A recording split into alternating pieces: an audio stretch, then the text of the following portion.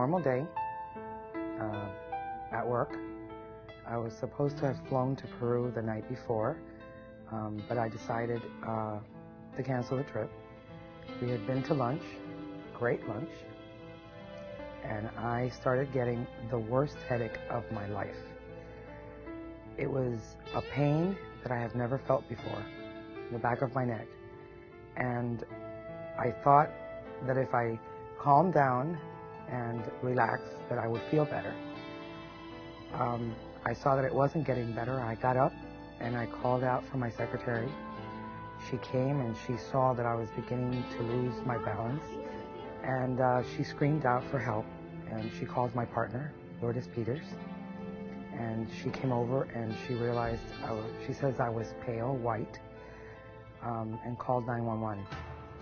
It was the worst experience. I kept telling her, I don't want to die here.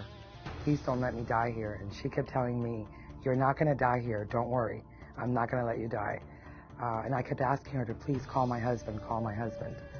Finally, the ambulance got there, and they took me downstairs, put me in the ambulance, and Lourdes went with me in the ambulance to the hospital, which was the hospital very near our office. From there, about 2 hours later, I was transported to Baptist Hospital, where we felt that there they did the procedure that I needed. By that time, they already knew that I had had an aneurysm. I did not. They were trying to keep it from me so that I wouldn't be nervous. They said, we need to take you to one of two hospitals, either Jackson Memorial or Broward General. So I had my husband call Lourdes, my partner, and I got her on the phone, and he said, do you realize it's 2 o'clock in the morning? I said, I need to talk to her. So I get her on the phone, and I said, I've had a brain aneurysm. And she says, yeah, because she didn't realize that I knew. And I said, I need to go to either Broward or Jackson. Where do you want me to go? Now, can you imagine doing that at someone at 2 o'clock in the morning, making them make that kind of decision? And she said, Jackson. And I said, okay, thanks. And I hung up on her. At 7 o'clock in the morning, when she telephoned my husband, he was hysterical because I was still there at Baptist waiting to be transferred. And she said to him, hang up, I'll call you back.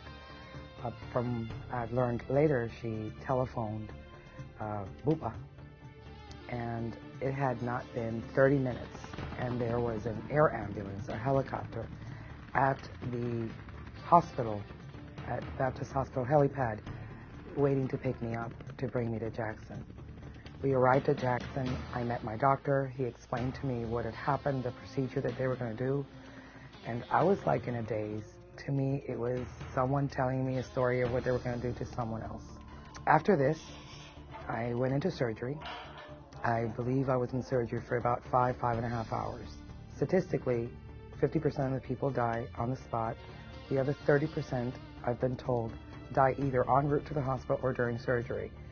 The other 10 end up with some kind of problem, and 10% end up, as I have, thank the Lord.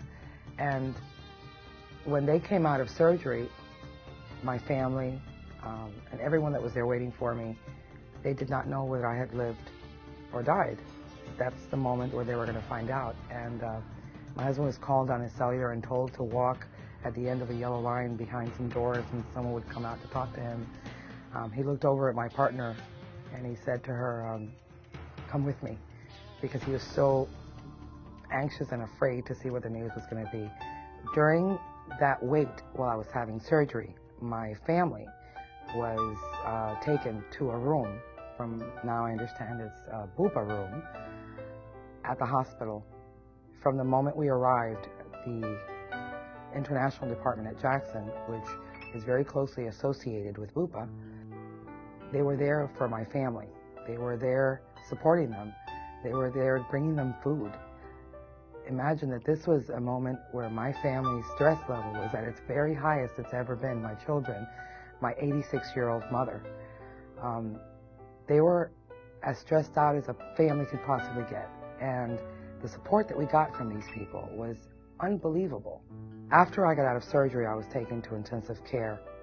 Every day that I was there, without a single day passing, I had a representative from Bupa or the international department visit my room.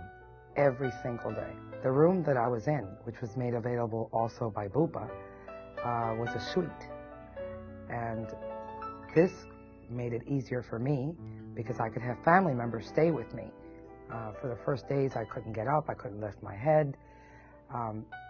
All of it was just easier because of our relationship with this company. Having Bupa and USA Medical to guide you through the red tape, to take you by the hand, and through all the processes that we have to go through today as patients, it makes a very, very big difference. And again, I was able to enjoy that difference and be a survivor of that difference. I had special treatment because I came through Bupa.